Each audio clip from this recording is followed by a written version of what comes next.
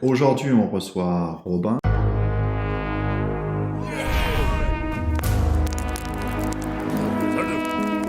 donc le fondateur du micro studio de jeux vidéo, j'insiste sur micro studio de jeux vidéo Soleil Artificiel.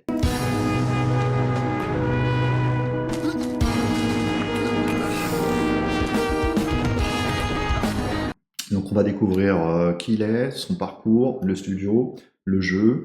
On va se poser les questions intéressantes par rapport à comment il a fait, quels sont ses process, quelles sont ses procédures. C'est le premier d'une nouvelle série. Bienvenue à toi, Robin. Bon, merci de m'accueillir, Nico. Mm. Et salut tout le monde.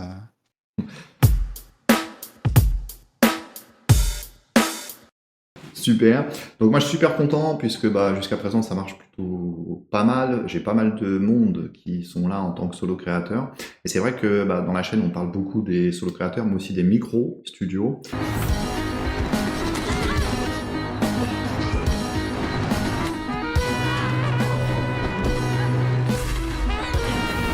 Donc qu'est-ce que c'est un micro studio pour recentrer un petit peu les choses?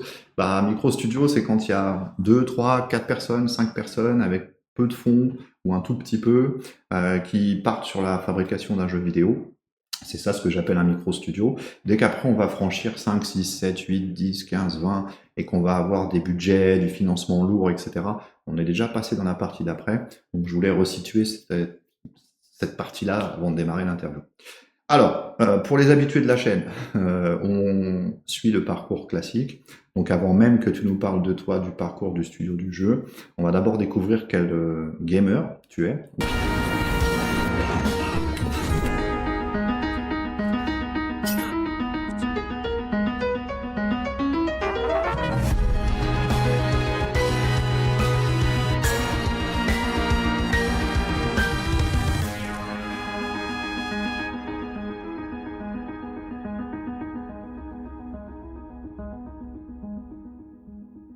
Quelle ludo-personnalité tu as, on va dire. Donc la première question classique, c'est quel est pour toi le meilleur jeu de tous les temps et pourquoi? Cette question, je pense que tout le monde réagit un peu pareil, que c'est difficile d'y répondre. Mais si c'est plus précisément le jeu qui m'a le plus marqué et que je trouvais le plus abouti au moment où j'ai joué, c'est Dragon Age Origins. Parce que déjà c'était un jeu qui était très complet avec une histoire qui s'adaptait à ce qu'était notre personnage, les choix qu'on faisait, et une bonne diversité de personnalisation pour le personnage, et tout ça dans un univers qui moi, me faisait bien rêver. Et donc ça a pas mal joué sur mon coup de cœur dans les jeux vidéo. Ok. Et bon, c'est un jeu qui a pu un peu vieillir, c'est pour ça que je sais pas si on peut parler du meilleur jeu de tous les temps, Mhm. puisque les techniques s'améliorent, mais c'est un très bon jeu. Oui, alors la question est toujours difficile, hein, rassure-toi Robin, pour tout le monde, parce qu'on catégorise, souvent c'est dur de donner qu'une seule réponse, mais voilà, ce qui est intéressant c'est de découvrir en fait quels sont tes fondamentaux, on va dire. Il n'y a pas de bons ou de mauvais fondamentaux, hein. Voilà, chacun a sa propre... c'est comme la cuisine, hein. Voilà. Deuxième question, quel est le dernier jeu ou la dernière expérience ludique, en tout cas, sur laquelle tu as pris une baffe? Donc, je répète à chaque fois, mais c'est pas forcément une baffe graphique, ça peut être une baffe artistique, une baffe narrative, une baffe de sensation, d'expérience, etc. Alors, le dernier, c'était sans doute Remnant 2, où bon, graphiquement, il était très bien au niveau du gameplay aussi, mais c'est surtout dans le design des boss, où il y avait de l'originalité et des techniques qui m'ont bien surpris, et donc Hmm. ça serait celui-ci. Super. Troisième question. Les trois jeux sur lesquels tu aurais passé potentiellement le plus de temps de jeu, ou que tu aurais dépensé le plus d'énergie, en tout cas, en tant que gamer ou utilisateur de quelque chose de ludique. Alors déjà, il y a le jeu auquel je joue depuis que je sais lire à peu près, qui est Magic the Gathering. Mhm. Donc c'est pas un jeu vidéo, c'est un jeu de cartes, même si quand ils ont sorti la version jeu vidéo, j'ai joué aussi pendant un moment. En second, ça doit être World of Warcraft. Quand j'étais pré-ado, euh, je jouais principalement à ça. Et sinon, bah, c'est encore un jeu en ligne, puisque ça reste quand même les jeux sur lesquels on peut passer le plus d'heures. C'est Paladins, qui est Hmm. un jeu un peu comme Overwatch. Ok, parfait. Donc déjà, on voit se dessiner hein, pas mal d'influences, de tendances, et ça peut expliquer, je pense, pas mal de choses qu'on peut trouver dans le jeu du studio. Donc, passons maintenant à qui tu es. Donc, tout est découpé en parties. Donc, la première partie, c'est bah, déjà qui es-tu, quel âge tu as, d'où tu viens, de quelle région, c'est quoi ton parcours d'enfance, c'est quoi ton parcours familial. Je te donne tout en vrac, hein. Tu te débrouilles après avec toutes les réponses. Et surtout, quelle était la place du jeu vidéo dans l'aspect familial, déjà. Donc, bah, je m'appelle Robin, Mm. j'ai 28 ans. Ok. Euh, j'ai commencé à jouer aux vidéos sur Macintosh avec Adibou, Mm. comme sans doute beaucoup de ma génération. Après, on avait une NES avec mon grand frère, donc il y a 5 ans de plus que moi, où là on a pu jouer à Bubble Bubble. On avait aussi les Minx, des bons vieux jeux de l'époque. Et, mais à ce stade-là, je jouais encore que de manière très occasionnelle. J'ai commencé à jouer un peu plus au collège, quand j'ai commencé World of Warcraft. Et à ce moment-là, mes parents me restreignaient un minimum, parce qu'il faut dire que la Mm. MMO, c'est quand même des gouffres à temps, et c'est une bonne chose que les parents restreignent à ce niveau-là. Et donc ils n'étaient pas contre, mais contre l'excès. Mm. Et ils avaient une technique à ce niveau-là, c'est que donc j'avais un temps très limité, mais si je ramenais une note supérieure à 18, j'avais le droit à 1 heure supplémentaire dans la semaine. Et donc je me débrouillais pour en ramener autant que possible pour pouvoir passer mes week-ends à faire Mm. un peu plus d'heures. Et donc ensuite j'ai suivi un parcours scientifique qui était tout tracé par rapport à mes facilités à l'école, Mhm. même si j'avais plutôt des inspirations pour la cuisine et la boulangerie. Une fois en fac de sciences, je ne savais pas trop ce que je faisais là. Donc j'ai décidé de me poser des questions sur bah, qu'est-ce que j'avais réellement envie de faire, dans quoi je pouvais passer des heures et des heures à faire quelque chose qui serait un travail, Mm. mais qui m'épanouit réellement. Et c'est à ce moment-là que j'ai décidé de m'orienter vers le game design et le développement.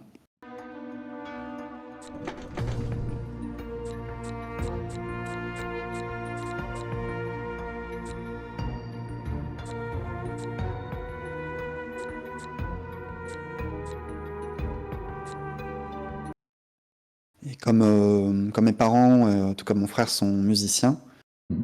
je m'étais dit que bah, ça serait ma forme d'art à moi. Donc à ce moment-là, j'ai commencé une école. Donc bah, dans le jeu vidéo, c'est souvent des écoles privées qui reviennent très cher, Mm. situées dans des grandes villes. Et comme mes parents sont d'un milieu plutôt modeste, j'ai pu faire une première année sans prendre de crédit. Et à ce moment-là, j'ai décidé d'arrêter pour éviter de m'endetter. Mm. Et surtout parce que lorsqu'on faisait des projets, on était beaucoup à apprendre sur les tutoriels sur Internet. Et je me suis dit, si on peut apprendre par soi-même de cette manière-là, euh, ça serait plus à ma portée de continuer de cette manière. Donc à ce moment-là, j'ai arrêté ma formation. Mm. J'ai eu un blanc avant de me motiver parce que quand même se lancer dans un projet, c'est pas facile.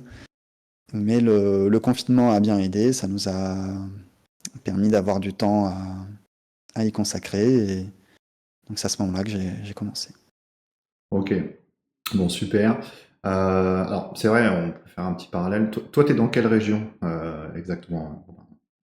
Alors, dans les Pyrénées-Orientales. Ok, parce que c'est vrai que bon, les écoles, c'est un gros sujet. On va pas rentrer dans le détail, je dirais aujourd'hui, mais c'est vrai qu'il y a, c'est compliqué. C'est souvent des écoles privées, c'est souvent des écoles payantes, c'est souvent assez cher en réalité, Ouais. selon le niveau social dans lequel on est. Et puis en plus, il y a une répartition sur le côté régional qui est pas du tout identique en fait. Donc souvent, ça pousse aussi les étudiants ou en tout cas les personnes qui veulent rentrer dans les écoles à carrément se déplacer dans une autre ville. Et souvent, ça peut être un choc terrible, parce que quand on vient d'une région et qu'on change de région, déjà, c'est pas évident pour personne. Et en plus, si on change de, comment dire, de grandeur de ville, c'est aussi un choc. Donc c'est vrai que là, tu soulèves aussi un point qui est important.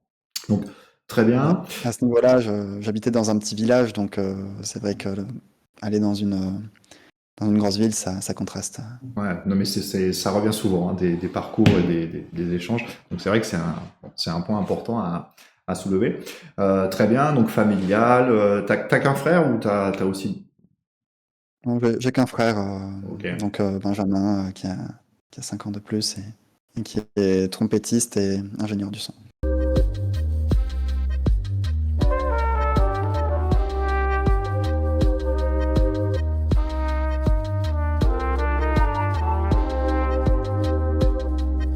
Ok, donc on va voir qu'il est important aussi dans la suite de l'événement.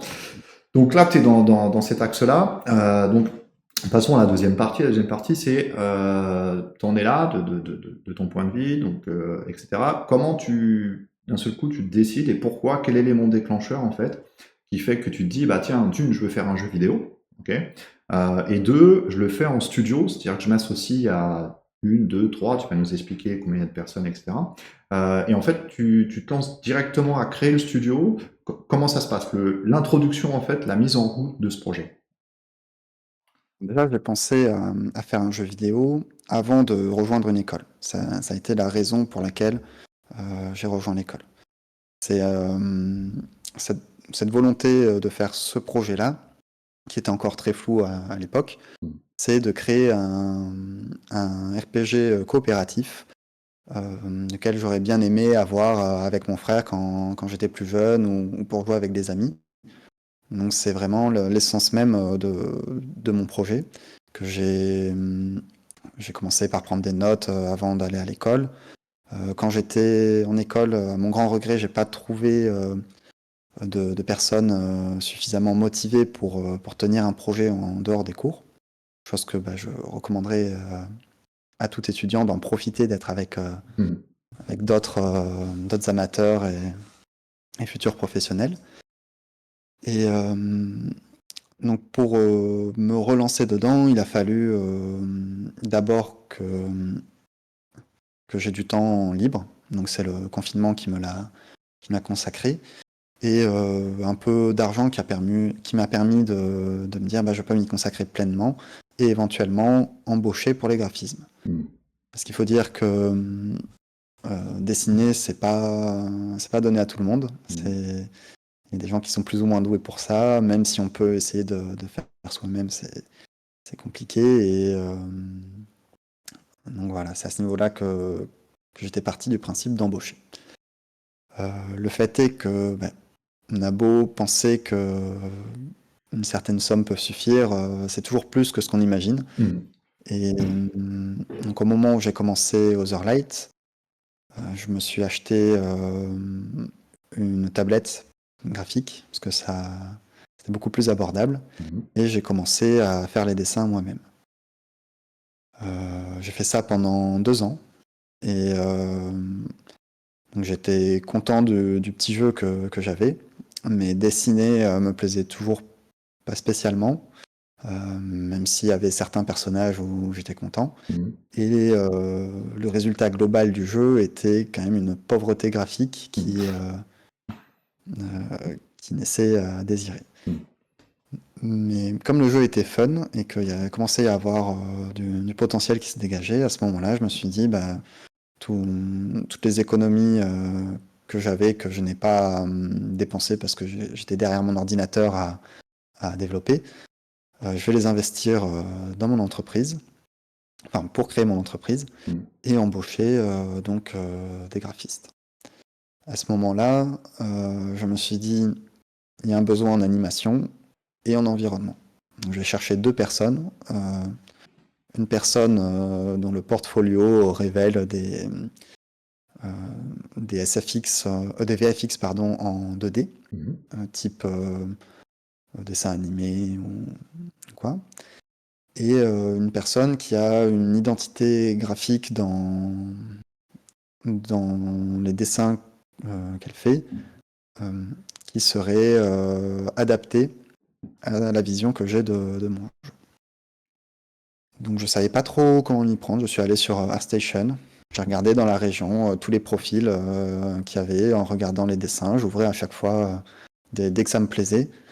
Et après j'ai fait un tri donc, de tous ceux qui n'avaient pas les contacts ou qui n'étaient pas disponibles.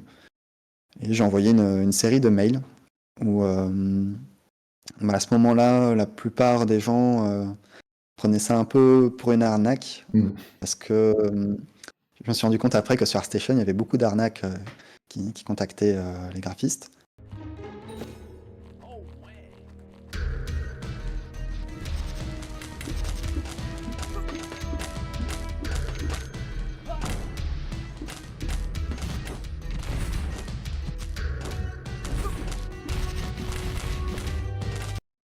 Mais les quelques personnes qui m'ont répondu, on a échangé par rapport aux disponibilités, tout ça. Et ma sélection s'est terminée donc sur deux juniors, euh, une animatrice 2D donc, qui sortait d'école et une graphiste qui terminait sa formation en ligne. À ce niveau-là, je leur ai présenté le projet. Moi, j'étais dans les démarches de création d'entreprise qui sont assez longues en fait quand on n'est pas du secteur.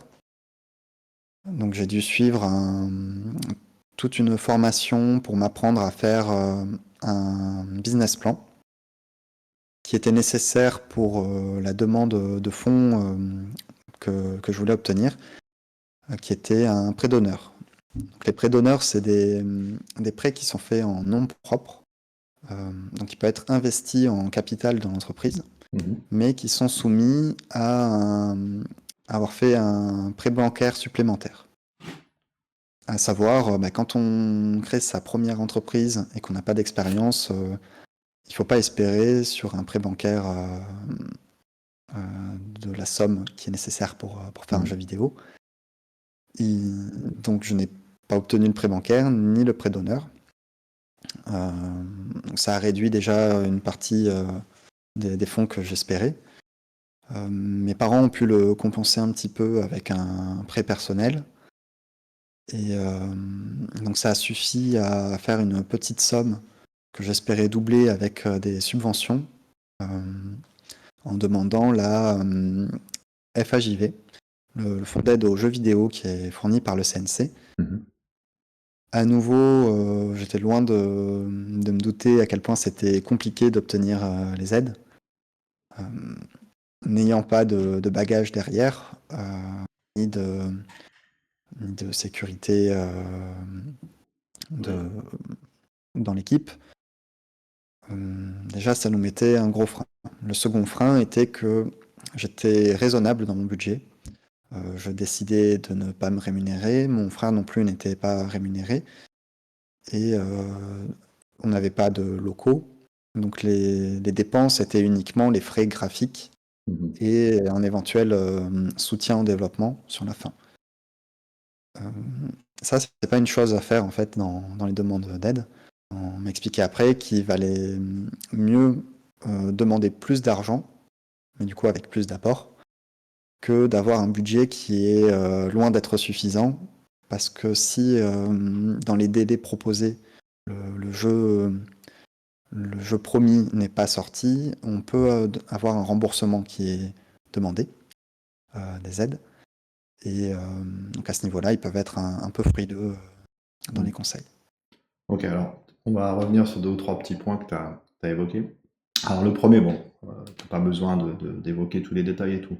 Mais quand tu te lançais, donc avec une somme d'argent, tu dirais que tu étais plus dans les 20, 50 000, 50, 100 000, 100, 150 000 de disponibles avec Euh, lesquels tu t'es au- lancé, Autour des 30 000.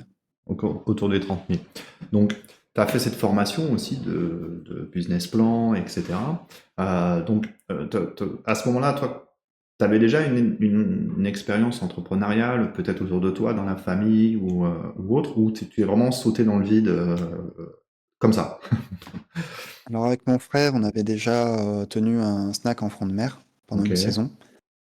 Donc c'était de la micro-entreprise, auto-entrepreneur, enfin on était chacun auto-entrepreneur. Mhm. Donc c'était une expérience très limitée comparée à ce qui est la gestion d'une SASU avec des employés. Mhm. Ok. Donc, autre point important, c'est, je reviens là-dessus, parce que c'est vrai que les subventions, bon, moi je l'ai dit plusieurs fois dans les vidéos, mais c'est vrai qu'on a toujours tendance à penser sur un projet, et rassure-toi, 95% des solo-créateurs ou des fondateurs de micro-studios de jeux vidéo font cette petite erreur technique, c'est qu'en fait, on a un peu l'impression que si tu fais un jeu vidéo, qu'il est cool, que toi tu penses que ton travail il est plutôt positif, même si tu as des joueurs qui pensent que le jeu est super cool, on a toujours tendance à penser en fait que les fonds d'aide vont suivre, que le CNC va suivre, etc. Mais en fait, il faut se rendre compte que c'est d'une extrêmement compliqué d'obtenir en fait ces fonds, qu'ils sont devenus extrêmement frileux avec le temps. Pourquoi? Parce qu'il y a eu une époque, faut quand même le redire, où parfois avec une simple idée, on levait des fonds. Voilà. Sauf que bah, tu t'imagines bien, et je pense que les viewers aussi s'imaginent bien, qu'il y a de nombreuses idées qui ont levé des fonds et qui n'ont jamais abouti. Donc ils ont resserré en fait de plus en plus les mailles du filet. Et c'est vrai qu'aujourd'hui, pour obtenir vraiment un financement, hein, des aides ou même du CNC et tout, bah, ils attendent beaucoup aussi de la structure, de l'XP, etc. Ça veut dire que tu auras plus de chances en fait. Demain, tu as un studio avec des locaux, des gens qui viennent tous les jours, du matériel, etc. Tu auras toujours plus de possibilités en fait de décrocher un prêt ou décrocher une aide que bah, quand tu te lances comme ça en mode solo créateur ou micro créateur. Et c'est vrai que c'est un gros manque, je pense, dans ces trucs-là, et que bah, quand après l'échéance tombe et qu'on ne reçoit ni les subventions, ni le CNC et tout, bah, t'en es l'exemple, hein, ça peut être un petit coup de bâton, je pense, moral, etc. Mais t'es toujours là, donc déjà c'est super positif, et ça permet de voir que tu lâches pas l'affaire.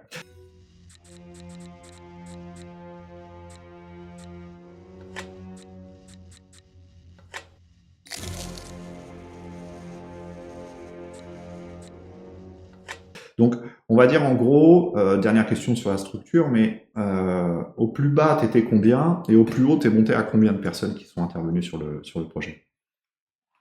Alors donc l'entreprise, j'ai créé après 2 ans de projet à deux. Quand on a commencé ça, donc on était 4 dans l'entreprise. Donc mon frère en tant que sound designer, l'animatrice et la graphiste et moi-même. À ce moment-là, j'ai fait travailler en freelance aussi une graphiste pendant quelques mois, Mhm. 3 ou 4 mois je crois. Et quelques temps après, j'ai pris la copine de l'animatrice en stage de fin d'études. Ok.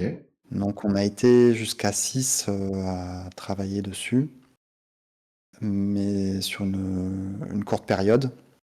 Et ensuite on s'est retrouvé donc à 3. Lilou, qui a donc fait la majeure partie de l'environnement, repris tous les personnages, tout ça, donc toute la partie graphique, et qui actuellement a repris aussi l'animation. Mhm. Mon frère qui continue en tant que sound designer quand il y a des besoins. Et ouais. Ok. Super. Alors, question de challenge. Je t'avais prévenu, il y a des petites questions de challenge parce que je sais que les viewers vont se poser des questions. Approximativement, on n'a pas besoin des chiffres exacts, mais euh, tu as tout fonctionné en freelancing, en fait, tu as outsourcé. Ça t'a permis de ne pas recruter, je pense, des salariés. Ça, c'est un point clés, ou peut-être qu'il y avait des salariés, Non. tu nous en diras. Mais combien ça coûte un freelance quand tu veux faire intervenir un freelance pendant un mois sur ton projet de jeu indé, combien ça coûte? Alors déjà, il y avait qu'une personne en freelance. Mhm, Les juniors que j'ai recrutés, au début, j'aurais proposé un CDI mhm, en pensant avoir les subventions derrière pour mhm. pouvoir le prolonger. Et dans l'idée de monter un peu plus de manière fixe le studio à la fin du projet. Bon, pour répondre à la question par rapport au freelance, Mhm. euh, la personne que j'ai employée était à 16 euros de l'heure. Ok. Elle a été très honnête, elle travaillait en distanciel sur un peu du supplément pour booster le projet. Euh, Elle a eu des mois un peu à vide et où elle a fait moins d'heures, mais elle m'a bien averti qu'elle avait fait moins d'heures. Elle a revu ses tarifs, À la baisse. enfin ses devis à la Mhm. baisse. Mais sinon, c'était, je crois, 1200 par mois que ça m'a coûté pour du 25 heures en moyenne. Ok, je dirais, toi, en tant que producteur, parce que vu que tu es le fondateur du projet et tout, tu es aussi t'es tous les métiers, hein, c'est ça le défaut des microstructures, c'est qu'on est obligé de prendre plein de casquettes dans tous les sens.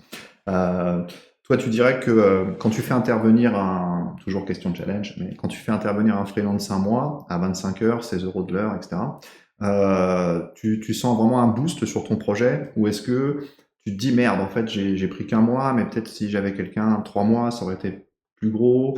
Est-ce que c'est compliqué ou pas dans cette situation dans laquelle tu étais, de gérer le fait que tu as un besoin? Est-ce que tu vas le combler en un mois? Est-ce que ça représente quoi? Alors, on est dans l'approximatif, on n'est pas là pour faire du détail absolu, mais est-ce que tu dirais, pour les gens qui regardent, qui éventuellement se diraient, moi aussi, je veux monter mon petit studio et tout, ces gens-là, est-ce que prendre quelqu'un pendant un mois, ça booste ton projet, ça améliore vraiment les choses d'un point de vue art, ou est-ce que c'est un peu léger? Alors, je pense que ça dépend des projets aussi. Mhm. Dans notre cas, c'est un jeu d'aventure RPG, donc le besoin d'environnement est très gros. Mhm. En un mois, ça m'a permis d'avoir les bases pour le village du début. Euh, donc c'était déjà une bonne avancée qui nous a permis de faire une démo à temps pour les demandes de subvention. Mais c'est très court, un mois. Ça passe très vite quand on est dans un projet, qu'on travaille à la fois en tant que développeur et en tant que chef d'entreprise. C'est c'est vraiment court, un mois. Là, j'ai pu la faire travailler 3-4 mois, Mhm. ce qui m'a permis d'avoir des déclinaisons pour l'intérieur, pour d'autres scènes à côté, et aussi pour une autre ville qui est la Cité du Soleil, qui est la ville donc de fin du jeu, qui est actuellement encore très peu utilisée dans le jeu actuellement, vu qu'on est en accès anticipé et qu'on travaille sur la deuxième partie et la fin du jeu en ce moment. Ok, alors on va changer d'axe, on va parler un peu technique avant de parler du jeu. Donc, tu es sur quel moteur? Tu es sur quelle technologie? En gros, hein, en survol, c'est quoi ton pipe de production du jeu? Quel moteur? Quel langage? Est-ce que tu as des pipes particuliers ou pas? Est-ce que c'est un peu fait comme ça à la mise en place? Et toi, vu que tu as quand même fait une année d'école, donc tu as obtenu, je pense, des micro-bases, mais une année d'école, je pense, c'est des micro-bases, hein, faut être réaliste. Donc tu as dû apprendre, je dirais, tout le reste. Donc deux parties dans cette question. La première partie, c'est comment tu as complété les skills qui te manquaient. Est-ce que tu as fait du YouTube, du tuto? Est-ce que tu t'es inscrit sur des formations en ligne? Est-ce que voilà, as lu des bouquins, etc. Et deuxième partie, bah, c'est quoi ton environnement de travail, ton moteur, le code? Comment tu fonctionnes en production? Donc effectivement, en un an d'école, c'est des bases qu'on apprend. Surtout que c'est souvent des troncs assez généralistes qui vont de la modé 3D à la typographie, en passant par des petites notions de game design et de développement. Après, ça doit dépendre aussi des écoles. Hmm. Donc, ce qui m'a le plus aidé, c'est les tutos YouTube.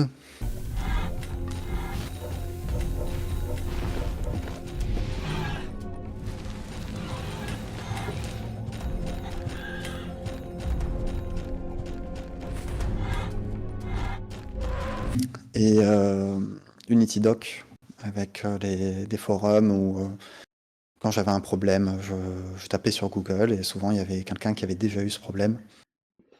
Donc la réponse était trouvable. Je me suis pas inscrit à des cours particuliers ou des formations en ligne. Mhm. Euh, j'ai beaucoup aimé certaines chaînes comme Code Monkey Hmm. ou bien d'autres. Il y en a plein de super. Et un des outils donc c'est sur Unity que je travaille. On avait compris. Un des outils qui m'a lancé dans ce projet-là et de cette manière, c'est le squelettal 2D. Hmm. La possibilité d'avoir un squelette virtuel et des assets rigués dessus. Mhm. C'est c'est un peu la base La porte d'entrée, quoi, dans de Unity. mon jeu. Ouais. Ouais. Ok, donc ça veut dire que le jeu est en full 2D? Oui, c'est du full 2D avec un système de lighting 2D aussi et un affichage en fonction de la position sur l'axe Y, donc l'axe vertical. Hmm. Ça, c'est quelque chose que j'avais vu dans une petite vidéo aussi, où quelqu'un il conseillait ça pour les beat'em up. J'ai réglé Unity comme ça, et ça a très bien fonctionné. Et avec ça, j'ai pu rendre un aspect pseudo 3D de profondeur et qui Hmm. convenait bien à mes attentes pour le jeu. Super. Parle-nous maintenant du jeu. C'est quoi le jeu? C'est quoi le pitch? C'est quoi qui est fun? C'est multi? Fais-nous ton speech, le pitch du jeu. Donc, Otherlight, c'est un action RPG aux tendances roguelite qui est conçu pour la coopération locale jusqu'à 4 joueurs. C'est un jeu qui se passe dans un monde sans soleil, où les sources de lumière sont donc locales, qu'elles soient magiques, végétales ou minérales.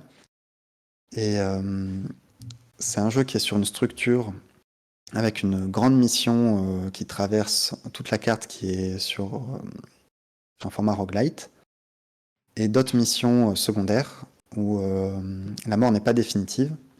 Donc c'est plus un format action game euh, avec des tendances RPG qui se déroulent dans le passé par rapport à cette mission-là et qui vont donc influencer son déroulement.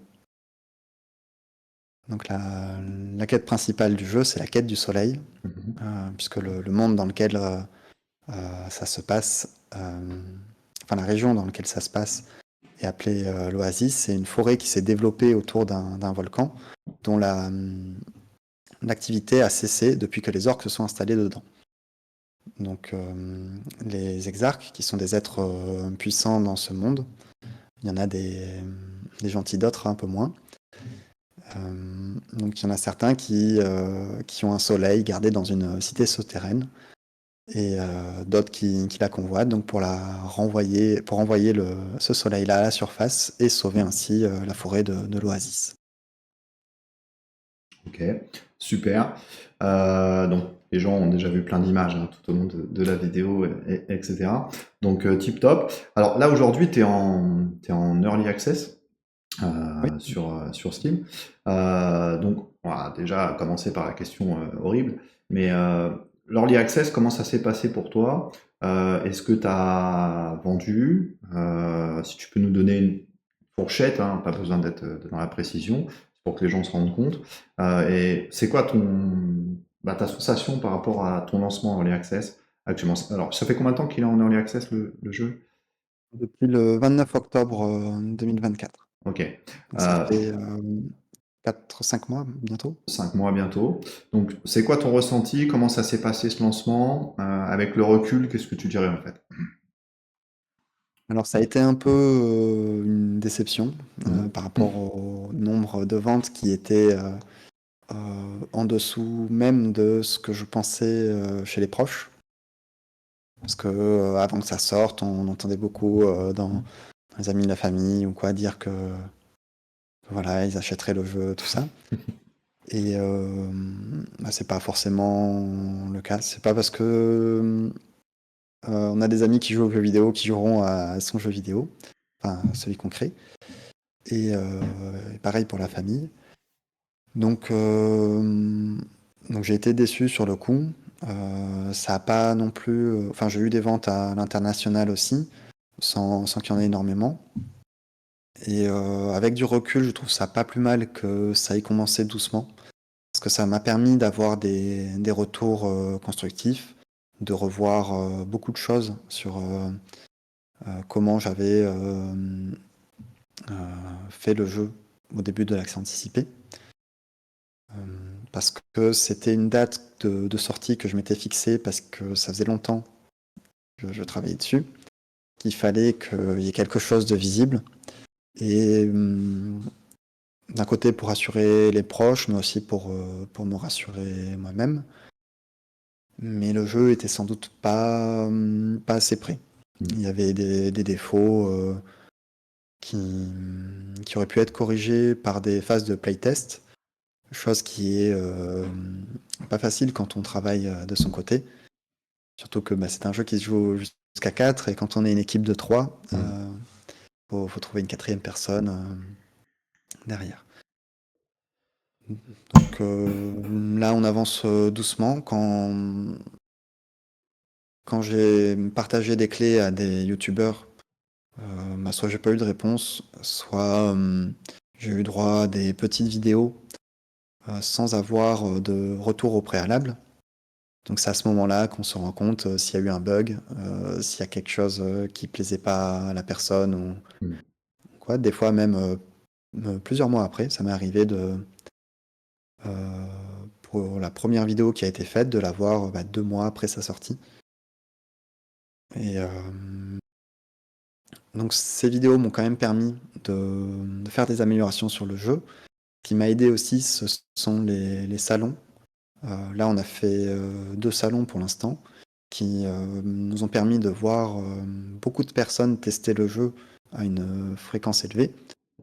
Et à ce moment-là, on peut se rendre compte réellement de qu'est-ce qui n'est pas instinctif et quelles sont les choses qui manquent. Ouais, alors je rebondirai sur deux choses que tu as dit, très importantes pour les micro-développeurs et tout. Le QA, le playtest, ou le QA principalement, c'est vraiment souvent quelque chose qui est absent ou qui peut manquer justement aux solo créateurs ou aux micro-créateurs de studio. Mais tu es là et tu es la preuve vivante pour montrer que c'est quand même une notion ultra, ultra importante. Parce qu'en fait, tant que tu n'as pas des joueurs qui vont faire pas du tout ce que tu attends sur ton jeu, qui vont se mettre dessus, bah en fait, c'est là que tu vas voir ressortir les vraies problématiques. Donc le QS, c'est une notion qui est vraiment souvent sous-estimée, mais qui est très très très très importante. Voilà. Et tu as soulevé un autre point aussi, je l'ai déjà moins évoqué dans les vidéos, mais je le surligne ici.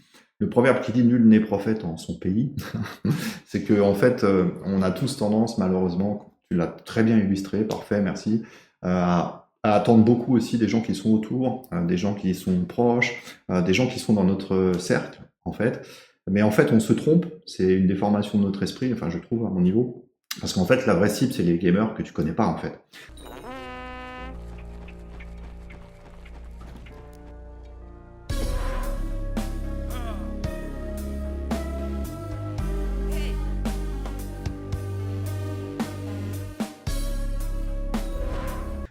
C'est des players, et c'est eux qui pourront t'apporter du vrai QA, c'est eux qui pourront vraiment juger ton jeu réellement, parce que les gens trop proches de toi, c'est eux, ils vont te dire que c'est génial alors que c'est nul, ou alors ils vont te dire que c'est nul alors que c'est génial, tu vois.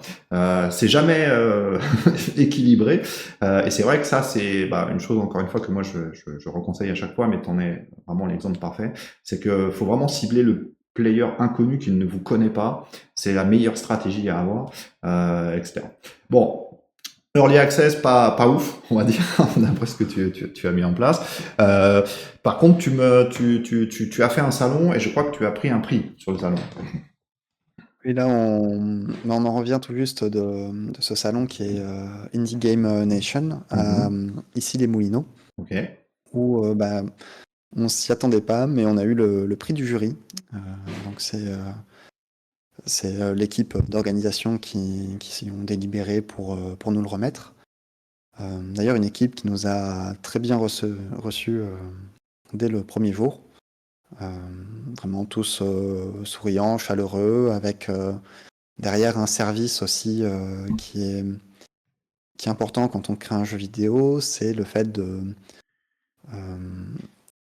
faire des ressources graphiques sur le salon, notamment la prise de photos, où il faisait une interview de chaque personne aussi qui était là avec une phase de playtest sur le jeu vidéo.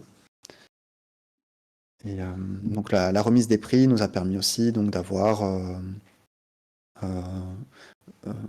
des photos avec le maire à la fin du jeu et une petite récompense et surtout un coup de boost au moral parce que ça montre bien que notre jeu il plaît.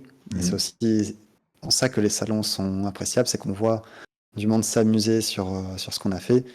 Et ça, c'est un gain de motivation. Et quand on travaille, que ce soit seul ou en petite équipe, c'est vraiment l'énergie et la motivation qui fait avancer les choses. Ok, super. Alors c'est vrai que l'early access, c'est jamais le chemin facile parce que c'est à double tranchant l'early access.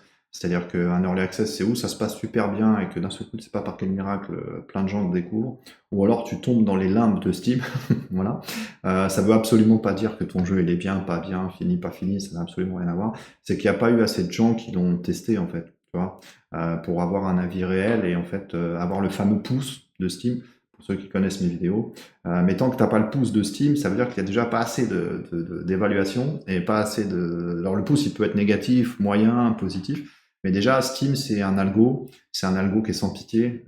C'est-à-dire que si tu n'obtiens pas très vite un pouce, et si en plus tu maintiens pas une note qui est au-dessus de 80%, l'algo de Steam, généralement, il a tendance à pas du tout se déclencher. Ce qui veut dire que tu vas très vite retomber, en fait, et il n'y a aucune communication qui est faite.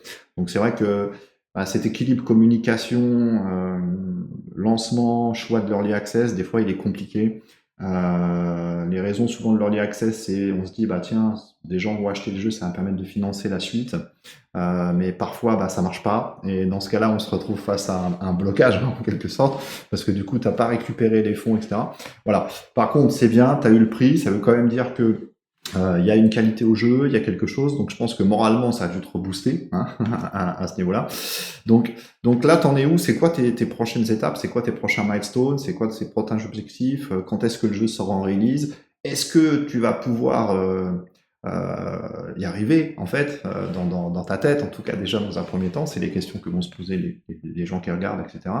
Dernière question de challenge, et après je t'embête plus parce que les gens vont se la poser. Mais t'es pas un peu fou de partir sur un jeu multi, coop, ok. Alors on sait que c'est en hype, c'est une thématique qui est ultra intéressante et ultra demandée, mais je sais très bien, moi en tant que professionnel, que dès que tu fais du multi, toutes les sessions de test, de gameplay, etc., c'est un enfer souvent. Moi j'ai souvent vu, même dans des très gros studios, des gens qui avaient des cinquantaines de comptes Steam différents, qui avaient des PC dans tous les sens, et en fait, pour tester le jeu en conditions réelles, en fait, ils devaient se connecter à leur compte Steam pour pouvoir lancer la partie sur un PC. Pendant ce temps-là, il y en avait un autre qui partait sur un autre PC, ouvrir un autre compte Steam, se connecter à la partie, parce qu'en fait, c'était le seul moyen d'avoir une condition réelle de test. Alors oui, il y a des outils sur Unity, même sur Unreal et tout, pour simuler le multi, mais on sait tous que c'est pas la réalité parce qu'il y a tous les systèmes d'authentification, de connexion au LAN, de serveurs, de lobby et tout. Donc la question que les gens vont se poser, mais il est un peu fou, il part tout seul avec deux ou trois personnes et il choisit le truc le plus compliqué en termes de QA. Donc les gens vont se dire ça, je laisserai faire un droit de réponse, il n'y a pas de jugement, ce que je dis, c'est vraiment que je suis sûr que les gens vont se poser cette question à ce niveau-là. Et le second, c'est tu choisis en plus l'ARPG. L'avantage que tu as, c'est que il y a forcément une identité visuelle unique, parce que je le redis souvent sur la chaîne, quand on est seul créateur, bah, on peut pas s'inventer des métiers. Tu peux faire un peu de 3D, tu peux faire un peu de 2D, un peu d'art, mais tu seras jamais un concept artiste ou tu seras jamais un 3D animateur professionnel. Tu pourras être qu'un petit morceau de lui-même. Donc là, je trouve que c'est génial parce que du coup, tu vas forcément donner une identité unique, ok? Et c'est l'un des vecteurs. Donc, pourquoi cette folie? Et puis en même temps, c'est quoi tes milestones? Voilà, c'est la dernière question de challenge que je te pose, rassure-toi. Mais les gens vont se la poser. Mais par rapport à la question de challenge, faut dire quand on fait un jeu vidéo, soit on le fait parce qu'on veut se faire de l'expérience et qu'on se dit qu'on est raisonnable, qu'on se dit on va faire un petit projet comme ça pour s'échauffer. Soit c'est qu'on a quelque chose qui nous tient à cœur, ce qu'on appelle un dream game. Et dans ce cas-là, on a beau nous dire non, fais pas un RPG tout seul, tu vas te casser les dents, le multi c'est pas gérable, c'est beaucoup trop compliqué, commence par un petit projet, tout ça. Mais si on n'était pas têtu comme ça, en fait, on ferait pas ce projet-là et on n'irait pas jusqu'au bout. Donc effectivement, avec du recul, je dirais attention, faites des projets raisonnables. Mais dans les faits, je sais très bien que si quelqu'un en vient à faire un projet comme moi, c'est qu'il n'écoute pas les avertissements et c'est aussi grâce à ça qu'il va pouvoir aller jusqu'au bout. Grâce à l'envie de faire son de son faire jeu tel mentir qu'on... les mauvaises langues, on va dire. Mais c'est très bien, hein, voilà, il n'y a pas de bonne réponse de toute façon à cette question. Ok, donc tes prochains milestones, ta date de release, est-ce que tu vas y arriver? Est-ce que tu es motivé? Surtout garde le moral, mais est-ce que tu as le moral du coup pour continuer, je dirais, là-dessus? Voilà, c'est quoi tes prochains milestones et de quoi tu as besoin? Aujourd'hui, dans un monde de rêve, si les gens qui nous regardent, si les viewers qui nous regardent, bon, je sais qu'il y a la commu des under, ils sont à fond, ils vont venir, ils vont te donner de la force, il n'y a aucun problème. Mais voilà, où t'en es, de quoi t'aurais besoin, est-ce que tu as besoin d'aide, est-ce que tu as un message à faire passer, c'est quoi tes milestones et c'est quoi tes prochaines étapes?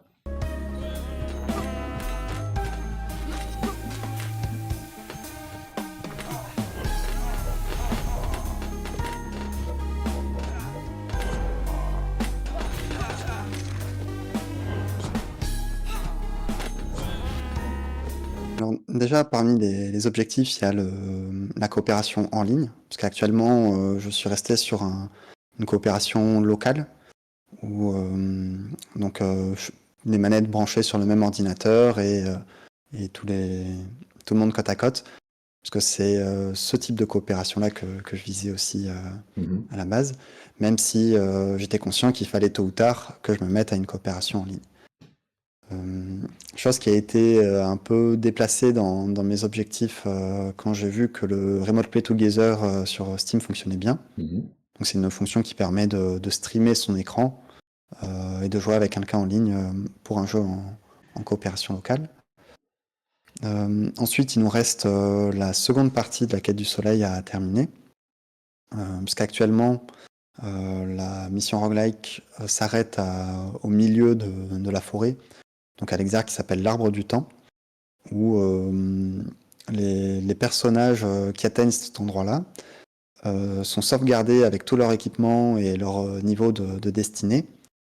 Et pour la seconde partie, ils repartiront du même endroit avec leur équipement et leur niveau et choisiront une seconde destinée pour gagner encore en puissance et aller jusqu'au bout. À ce niveau-là, on a déjà tout l'environnement qui est prêt. Lilou travaille sur de nouveaux équipements, de nouveaux monstres et de nouvelles armes, de nouveaux sorts, tout ça.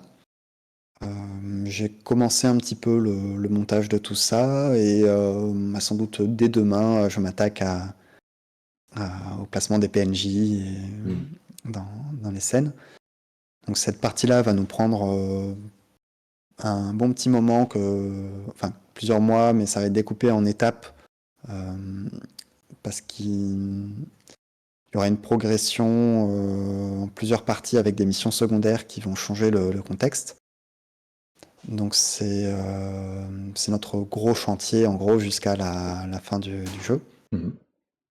Et après, on verra, une fois que ça sera terminé, on fera une sortie définitive.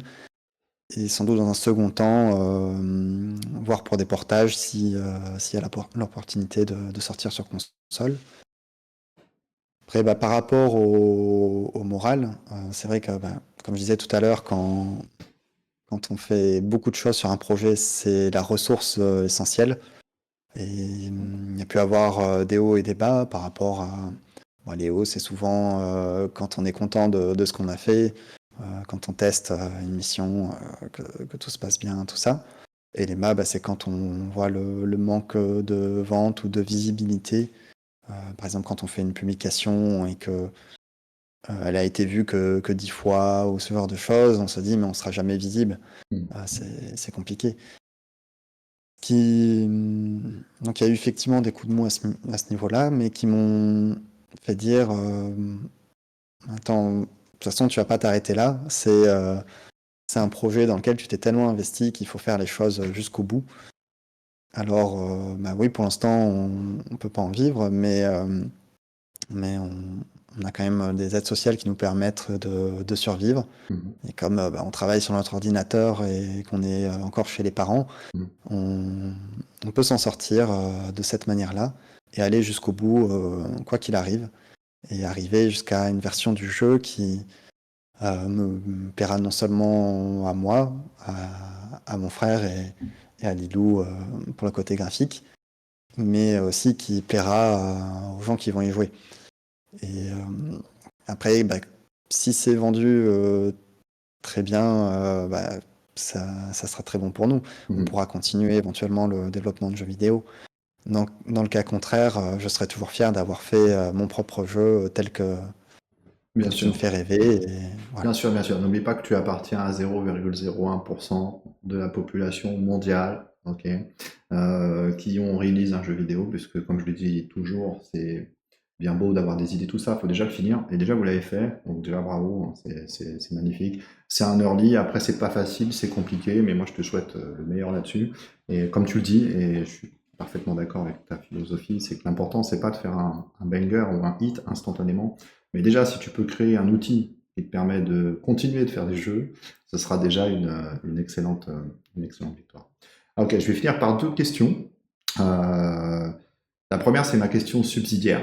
Ok, c'est nouveau. C'est si demain, tu as un publisher, si demain, tu as un investisseur, ok, qui voit cette vidéo, qui un jour tombe sur ton jeu et tout, et qui vient au contact de toi.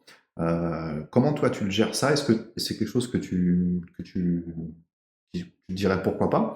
Imagine quelqu'un arrive et te dit bah moi j'ai 50 000, j'ai 100 000, j'ai 150 000, ton projet m'intéresse, j'aime bien le jeu, j'aime bien ton profil.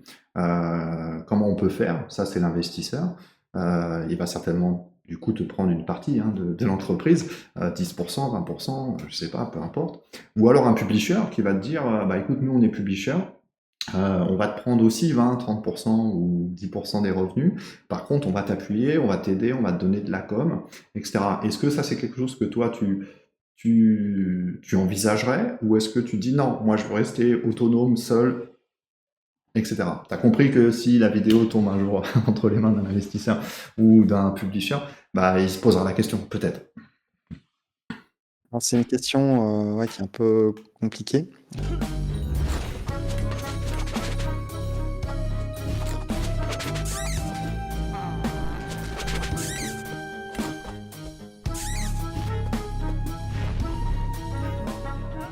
J'ai déjà envisagé de rechercher un éditeur avec des échanges avec un professionnel qui monte les dossiers, tout ça.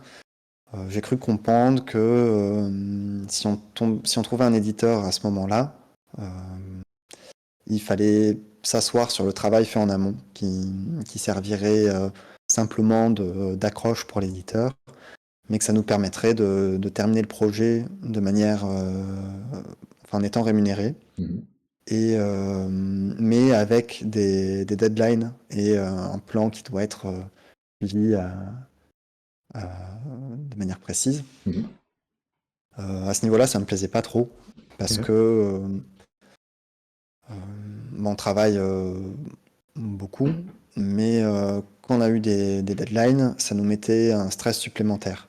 Et comme on travaille en famille, faire ça dans la bonne humeur est quand même un des critères qui fait que c'est un plaisir Mm. de créer un jeu vidéo.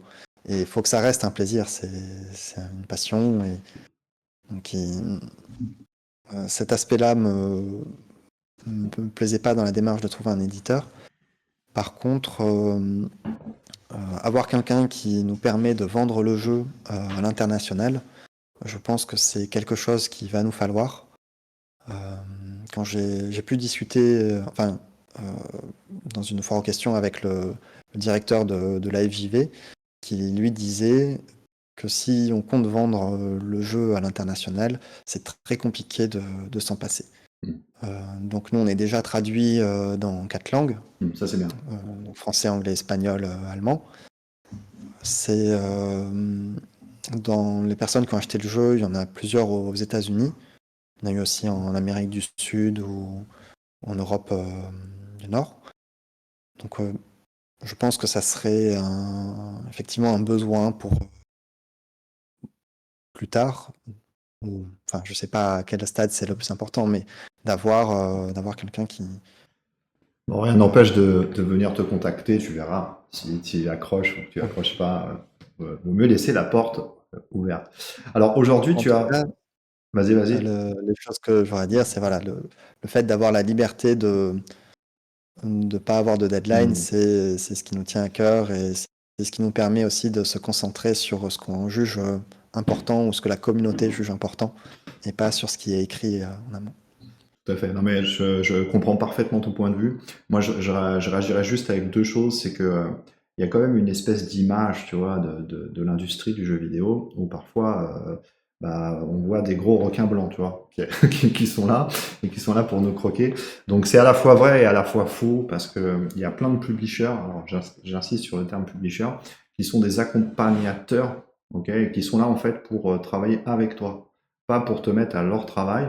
Et ça, c'est aussi quelque chose, je sais que on a un peu le syndrome de l'imposteur quand on est micro-développeur studio, quand on est amateur, quand on a arrêté le processus de formation d'école, tu vois. Le syndrome de l'imposteur chez les créateurs de jeux vidéo solo ou les petits, il est énorme. Il est monstrueux. Et moi, je suis là aussi pour briser, tu vois, les barrières, parce qu'en fait, il n'y a pas à l'avoir. Pourquoi? Parce qu'en fait, demain, aller au contact d'un investisseur, d'un éditeur ou d'un publisher, faut pas oublier que c'est une négociation. C'est-à-dire qu'en fait, lui, il est autant intéressé que toi. Tu vois. Donc, faut dépoussiérer aussi cette image-là et qu'il y a plein d'acteurs. Il y aura une interview d'un publisher sur la chaîne bientôt. Il y a des acteurs qui sont là pour dire, tiens, nous, on cherche des petits talents. On veut pas les brusquer. On veut pas les mettre dans un processus d'industrie. On veut vraiment les accompagner parce que de toute façon, c'est des artistes. Tu vois. Faut juste trouver le publisher et l'éditeur ou l'investisseur qui comprend que tu es d'abord un artiste avant d'être un entrepreneur. Et il y en a, ça existe, et j'espère qu'un jour tu croiseras la route de quelqu'un comme ça et qui pourra t'aider, en tout cas pour le studio. Petite parenthèse rapide, parce que dans le monde professionnel, il y a ce qu'on appelle la core team. Tu vois, l'équipe centrale en fait d'un projet. Donc si j'ai tout compris, il y a toi, il y a ton frère, il y a Lilou qui est présente. Donc parle-nous un peu de deux. Rapidement, qui sont-ils? Qu'est-ce qu'ils projettent eux dans le futur dans ce projet? Et c'est qui? C'est qui ces deux personnes? Et parle-nous un peu de ta core team en fait, des gens qui sont avec toi au quotidien, qui supportent le projet et qui te suivraient en enfer, on va dire. Déjà, je vais commencer par mon frère, Mhm. qui, lui, a un parcours de musicien. Il a commencé par le conservatoire à la trompette. Mhm. Euh, il n'est pas allé jusqu'au bout de son cursus parce qu'il a eu une phase un peu métal, underground, électro, dans lequel il a découvert sa passion pour l'ingénierie du son, les sons de système, tout ça. Peu de temps après, il a découvert une formation au conservatoire aussi qui est l'électroacoustique, Ok. qui, qui est l'étude du son et d'un point de vue un peu plus technique. Et donc il a suivi ce cursus qu'il a eu avec mention. Et il a eu la chance d'avoir aussi un un très bon professeur qui est Denis Dufour, une des têtes du milieu. Quand j'ai commencé à faire un jeu vidéo, pour moi c'était clair, l'aspect son, c'était lui.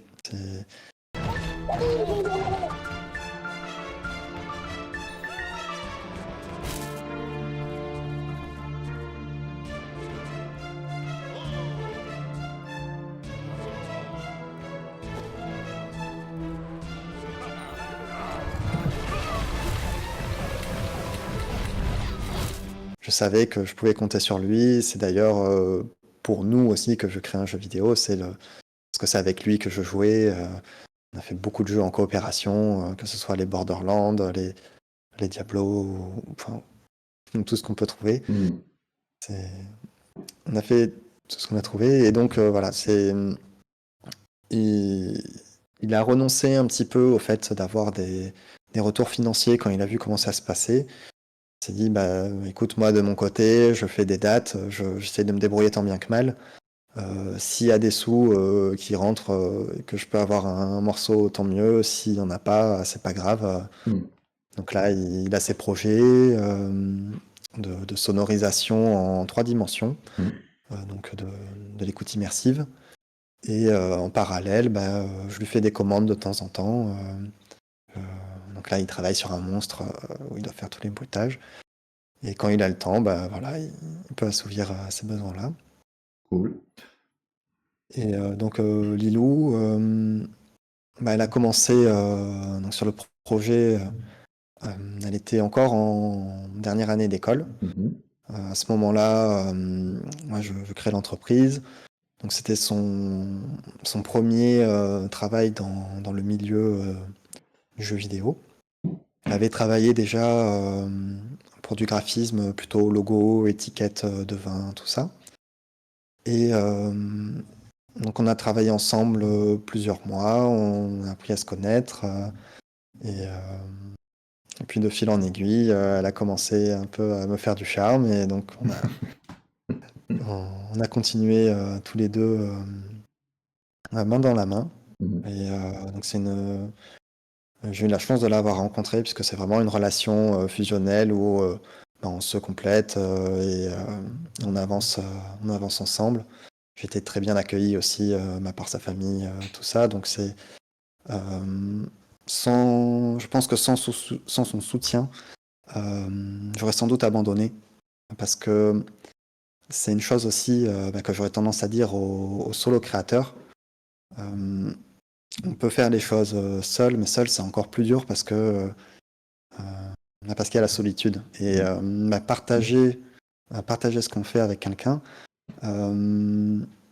c'est d'autant mieux.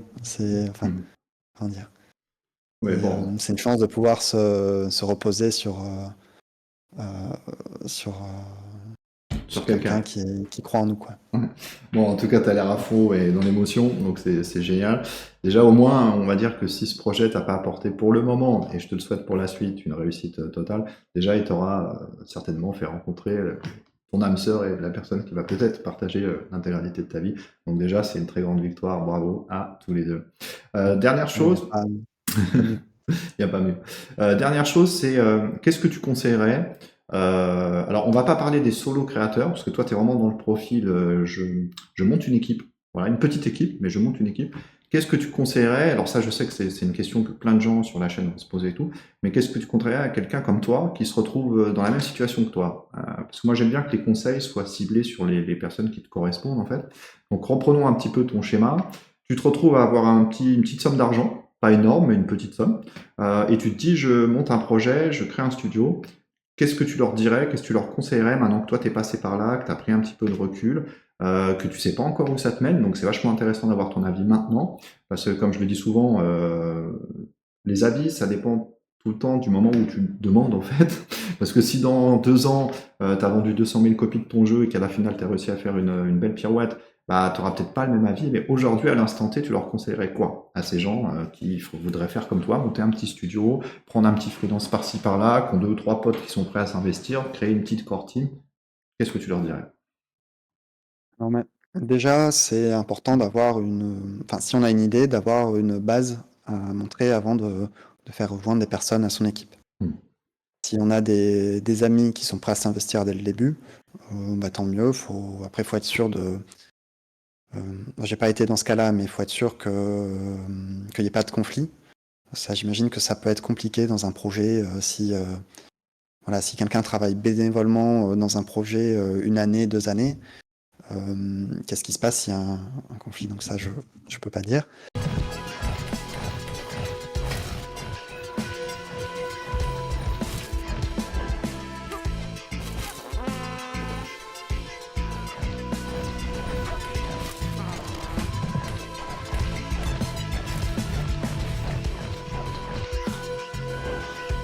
Mais donc c'est important d'avoir des compétences différentes, des profils différents aussi.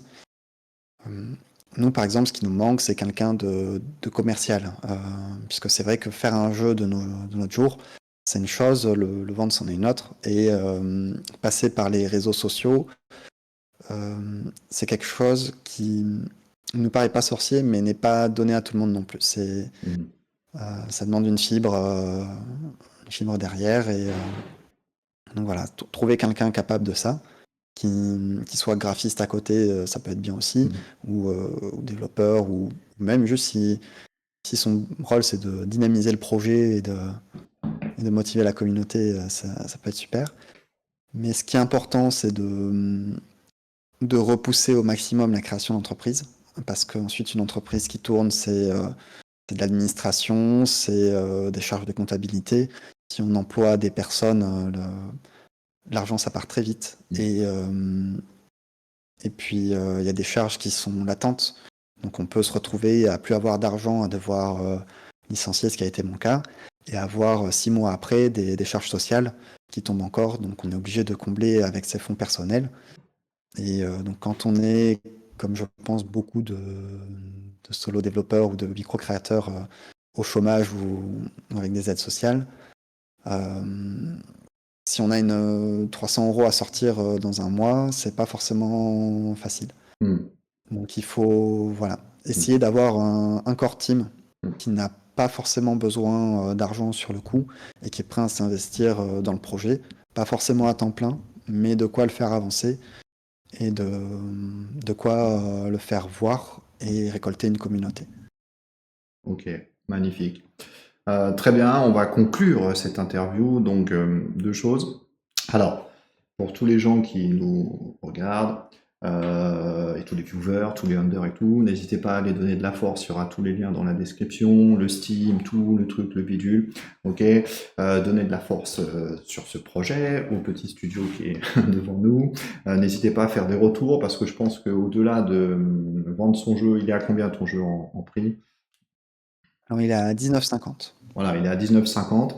Donc au-delà d'acheter juste le jeu, l'intérêt aussi, je pense pour toi, c'est aussi de faire monter aussi les retours d'expérience, de faire monter les avis, de faire monter, je dirais, les gens qui ont un œil un peu affûté pour te conseiller, te mettre en place.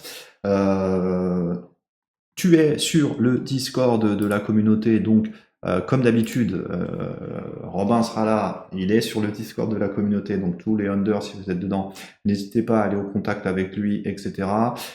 Comme je dis d'habitude, pas besoin d'harceler les créateurs ou les micro-studios qui viennent, je dirais, à ce niveau-là. Surtout, ne lui demandez pas des clés gratuites du jeu, ça n'a aucun intérêt. L'intérêt, c'est acheter le jeu, mettez 19 €, hein, ça va lui donner de la force, ça va mettre en place, je dirais, les choses. Et par contre, il peut être là pour vous échanger avec vous, etc. Pareil, tu es libre, Robin, je dirais, d'intervenir, d'agir s'il y a des gens qui veulent venir au contact de toi. Mais on donne de la force hein, sur Under, puisque il y a que des créateurs ou des futurs créateurs, etc. Et que je pense qu'aujourd'hui, s'il y a bien une communauté et en tout cas une niche intéressante dans le jeu vidéo qui souffre beaucoup, c'est celle des micro-créateurs, des solo-créateurs. Donc on donne de la force, etc. Moi, je te remercie pleinement. Robin, c'était vraiment super sympa l'interview, très cool, très calme, très posé. Moi, j'aime bien les gens calmes et les gens posés, donc il y a pas de souci, je dirais là-dessus.